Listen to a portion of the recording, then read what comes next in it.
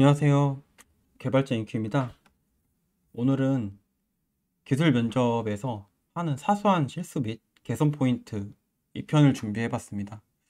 이 내용은 이제 제가 모의 면접에 들어가서 참관을 하면서 느꼈던 점 위주로 정리를 했고요.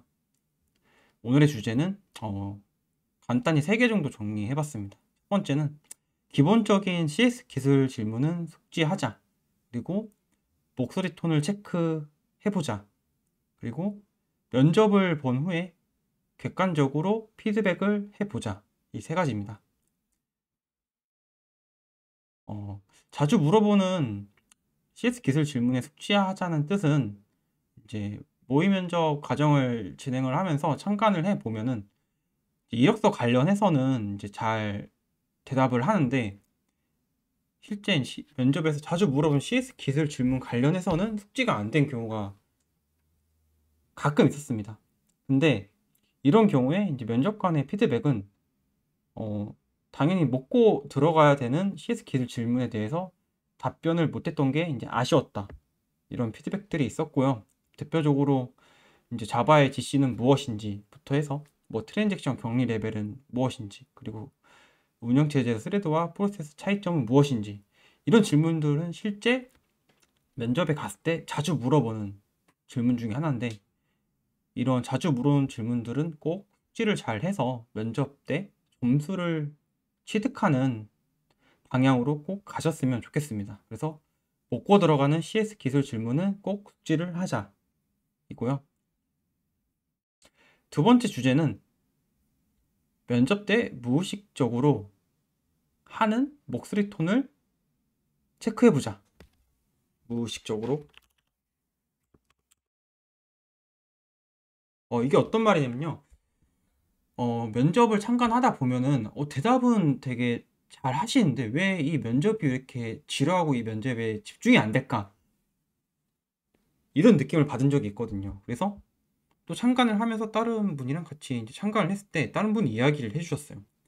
목소리 톤이 되게 루즈를 해서 답변을 해주신 대답에 집중이 잘 안 된다. 이런 피드백이 있었고, 그래서 느낀 점이 대답만 잘 하면 되지 않겠나 이런 생각이 들 수도 있는데, 좀 더 면접에서 기억에 남는 지원자가 되기 위해서는 이제 면접관이 루즈하게 또는 면접 흐름이 끊이지 않게 목소리 톤을 체크하고 말하는 톤을 연습하고 가는 것도 좋은 방법 중에 하나라고 생각이 듭니다.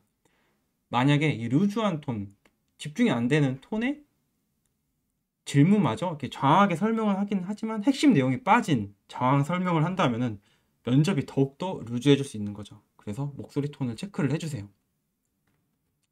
뭐 장황 설명 같은 경우에는 이제 인터페이스와 뭐 추상 클래스의 차이점이 뭐냐 이런 걸 물어봤을 때, 이런 질문 같은 경우에는 면접 질문 같은 경우는 면접관이 듣고 싶은 키워드, 듣고 싶은 내용이 있어서 물어보는 건데, 듣고 싶은 핵심 키워드가 아닌 이제 외관적인 특징 또는 이거 관련된 부가적인 설명들을 정확하게 설명을 하면은 또 하나의 질문에 대답이 계속 길어지고 루즈해질 수 있는 거죠. 그래서 면접 때 대답을 하실 때 핵심 키워드 명확하게 그런 부분 위주로 대답을 해주시고 목소리 톤을 이제 집중이 좀 잘 되는 톤을 연습을 해서 가시면 좋을 것 같습니다. 세 번째는 면접 결과를 객관적으로 피드백을 해보자.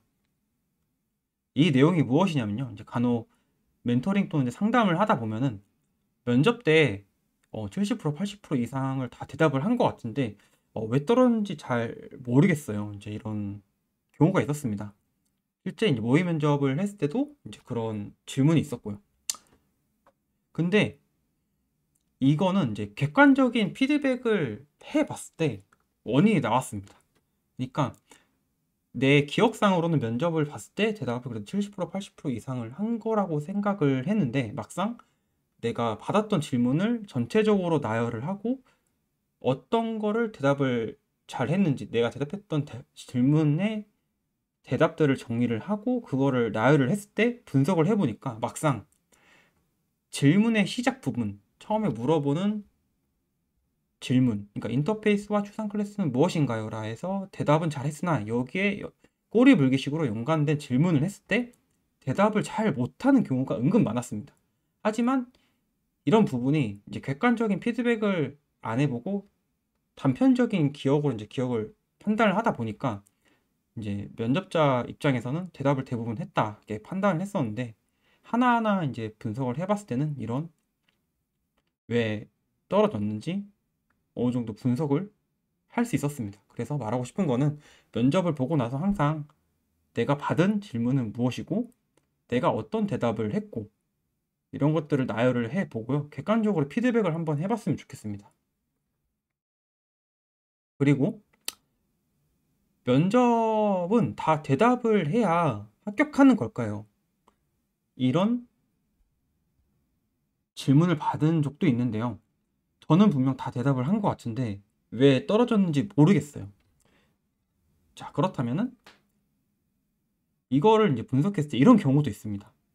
다 대답을 했지만 이해하고 대답했다는 느낌을 면접관이 받은 게 아니라, 스피드 퀴즈처럼 질문하면 이제 빠르게 답변을 하고 다 대답했습니다, 이제 스피드 퀴즈처럼 대답을 하고 암기한 느낌을 받았다면은 사실 대답을 다 했지만 떨어졌을 확률이 있습니다. 그래서 이런 거 같은 경우에도 요새는 사실 기술 면접 질문 리스트가 너무 잘 자료가 정리가 잘 되어 있기 때문에 외우는 거는 이제 당연히 초반에 중요하지만 내가 이 개념을 잘 이해하고 있다는 느낌을 줄 수 있도록 개념 설명과 사례 및 적합한 경우도 같이 설명을 해 주셔야 됩니다.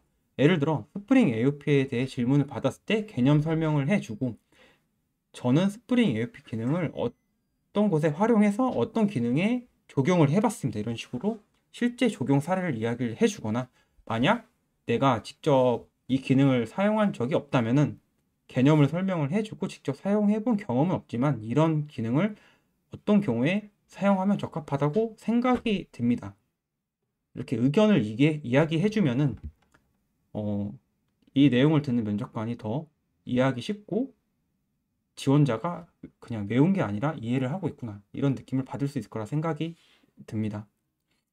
그리고 이제 면접을 다 대답을 해야 합격하는 게 아니고요, 결국에는 같이 일할 동료를 찾는 거기 때문에 한 뭐 60% 70%를 대답을 하더라도 우리랑 같이 일할 수 있는 사람이라 판단이 된다면은 합격을 받을 수도 있습니다. 오늘 제가 준비한 내용은 여기까지고요. 도움이 되셨다면 좋아요, 구독 부탁드리겠습니다. 감사합니다.